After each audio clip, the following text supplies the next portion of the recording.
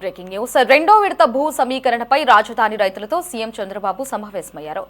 తాడికొండ, పెదకురపాడు నియోజకవర్గాలకు చెందిన 10 గ్రామాల రైతులతో ముఖ్యమంత్రి చంద్రబాబు పలు హామీలిచ్చారు. ఎకరానికి 40,000 చొప్పున 10 ఏళ్ల పాటు కౌలు చెల్లిస్తామని సీఎం చంద్రబాబు స్పష్టం చేశారు. అలాగే కుటుంబానికి 1,50,000 మేర వ్యవసాయ రుణమాఫీకి సీఎం అంగీకరించారు. అలాగే ఏడాదికి 3,000 చొప్పున కౌలు పెంచేందుకు కూడా చంద్రబాబు అంగీకరించారు.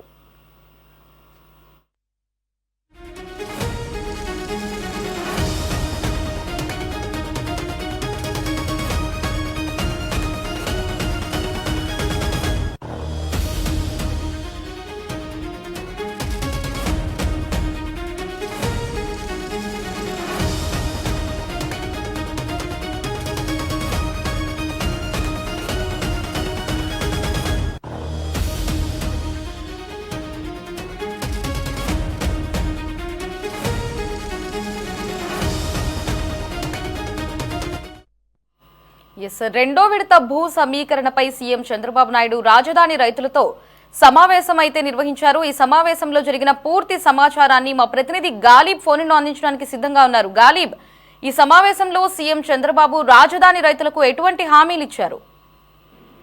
ఖచ్చితంగా ఇది రెండో విడత అమరావతి రాజధానికి సంబంధించి కూడా నిర్మాణంలో భాగంగా రాష్ట్ర ప్రభుత్వం ఏదైతే స్పోర్ట్స్ సిటీ దాంతో పాటు రైల్వే లైన్ కి సంబంధించి 16,000 ఎకరాల వరకు కూడా భూ సమీకరణ ద్వారా తీసుకోబోతుంది. ఇప్పటికే దానికి సంబంధించి రైతులతోని వరుసగా గ్రామాలకు సంబంధించి సభలు నిర్వహించడం, కొన్ని గ్రామాల్లో ఇప్పటికే భూ సమీకరణ ద్వారా భూములు తీసుకుంటున్న ప్రక్రియ కొనసాగుతుంది. ఈ నేపథ్యంలోని సీఎం చంద్రబాబు ఆయా గ్రామాలకు సంబంధించిన రైతులతోని కీలక సమావేశం నిర్వహించారు.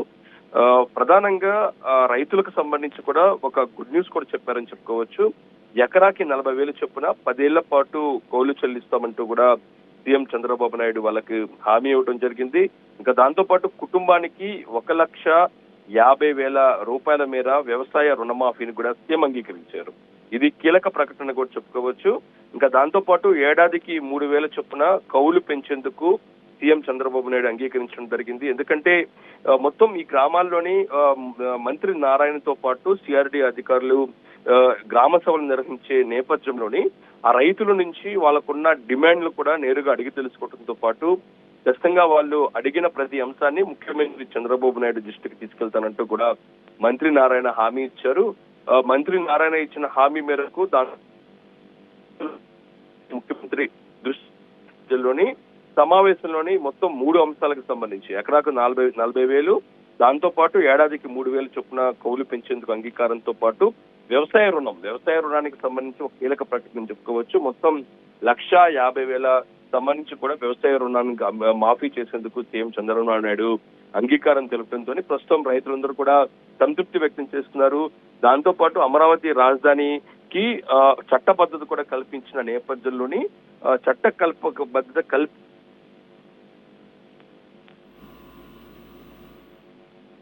ముందుకు రావడం జరిగింది. ఎందుకంటే అంతకంటే ముందు చట్టబద్ధత కల్పించక ముందు ఇటు రైతులకు కొన్ని అనుమానాలు, దాంతో పాటు ఆందోళనలు కూడా ఉన్నాయి.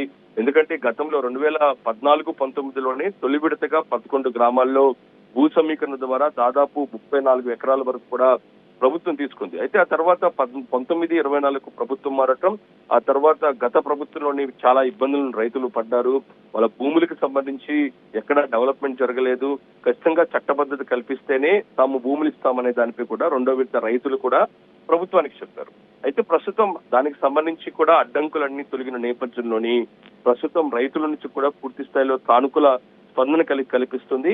ఆ తర్వాత కూడా ప్రభుత్వం కూడా మరింత వేగంగా దాదాపు 16,000 ఎకరాలను ఇటు పెదకూరపాడు నియోజకవర్గం, దాంతో పాటు తాడికొండ నియోజకవర్గం, మొత్తం ఈ 2 నియోజకవర్గాల్లోని 16,000 ఎకరాల వరకు కూడా ప్రభుత్వం భూ సమీకరణ చేస్తున్న నేపథ్యంలోని ఈ ప్రక్రియను మరింతగా వేగం పెంచేందుకు సీఎం చంద్రబాబుతో కీలక సమావేశం చెప్పుకోవచ్చు.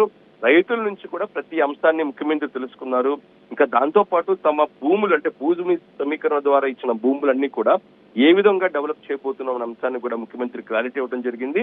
అన్ని భూములు తొలితిగా అక్కడ మౌలిక వసతుల కల్పన చేయబోతున్నారు. ఎందుకంటే అన్ని భూములకు సంబంధించి కూడా రెటనబుల్ ఫ్లాట్లు ఇవ్వడం, ఫ్లాట్లకు సంబంధించిన 10 ప్రదేశాలతో పాటు తమ గ్రామాల పరిధిలో కూడా రోడ్ల సంబంధించి కూడా పూర్తి స్థాయిలో రహదారుల నిర్మాణం చేయటం, దాంతో పాటు వాటికి ఇతర ఎలక్ట్రికల్ తో పాటు అన్ని కూడా పూర్తి స్థాయిలో మౌలిక వసతులు కల్పించిన తర్వాతే అక్కడ భూములకు సంబంధించి ఇతర డెవలప్మెంట్ చేస్తామంటూ కూడా ముఖ్యమంత్రి హామీ ఇవ్వడం జరిగింది. ఇప్పటికే సిఆర్డీఏ అధికారులతోని మంత్రి నారాయణ వరుస సమావేశం నిర్వహించి వాటి ప్రణాళికలు కూడా సిద్ధం చేస్తున్నారు.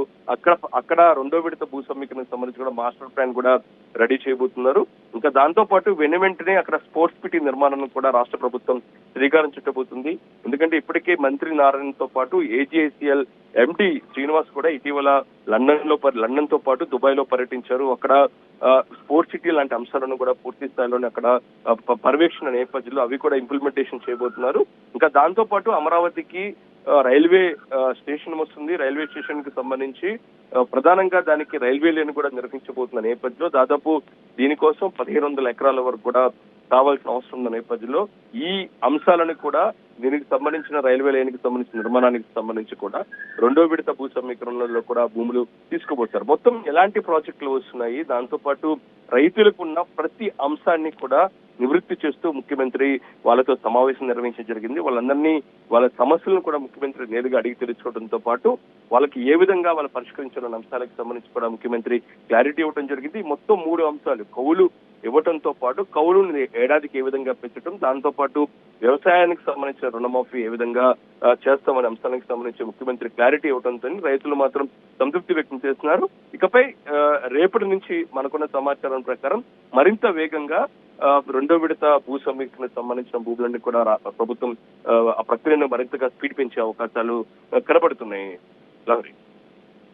Thanks for the updates.